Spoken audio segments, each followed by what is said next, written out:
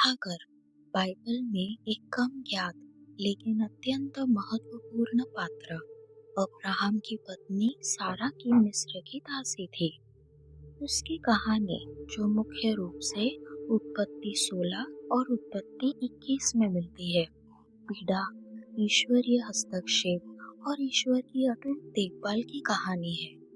हाशिए पर होने के बावजूद ईश्वर के साथ हागर की मुलाकातें हमें सभी लोगों के प्रति ईश्वर की करुणा की याद दिलाती है, चाहे उनकी सामाजिक स्थिति कुछ भी हो। यह बाइबल अध्ययन हागर की कहानी से मिलने वाले प्रमुख पाठों की पड़ताल करता है और व्यक्तिगत या सामूहिक चर्चा के लिए चिंतन प्रश्न प्रस्तुत करता है। हम ईश्वर की देखभाल, उनके वादों और इस प्राचीन कहानी की आज भी प्रासंगिकता पर ध्यान केंद्रित करेंगे। हागर की कहानी अब्राहम की पत्नी सारा से शुरू होती है, जो गर्भधारण करने में असमर्थ थी। ईश्वर के संतानोत्पत्ति के वादे को पूरा करने के प्रयास में सारा ने हागर को अब्राहम को सौंप दिया ताकि वह संतान उत्पन्न कर सके।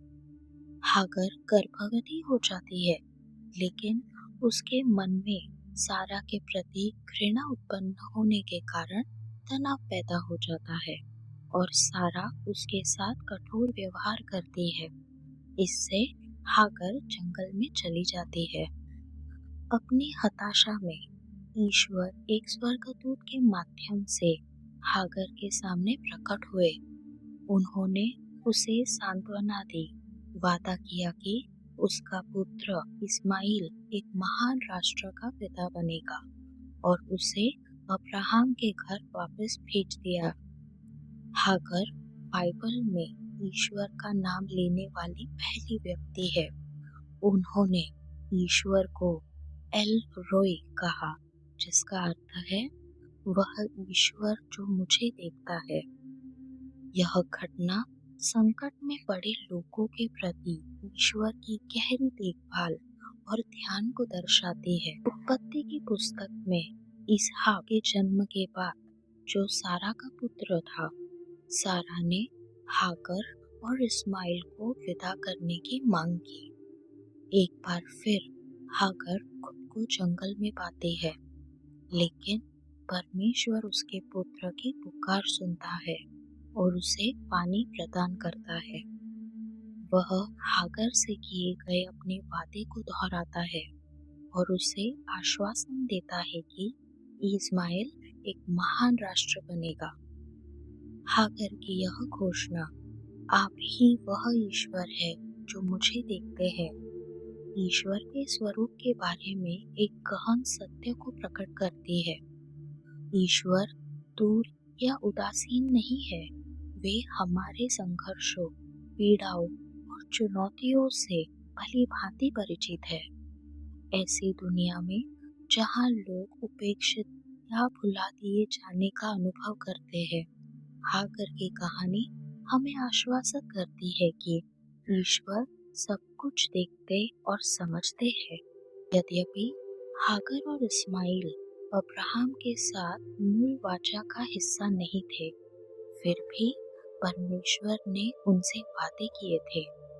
उन्होंने हागर से वादा किया था कि इस्माइल एक महान राष्ट्र का पिता बनेगा।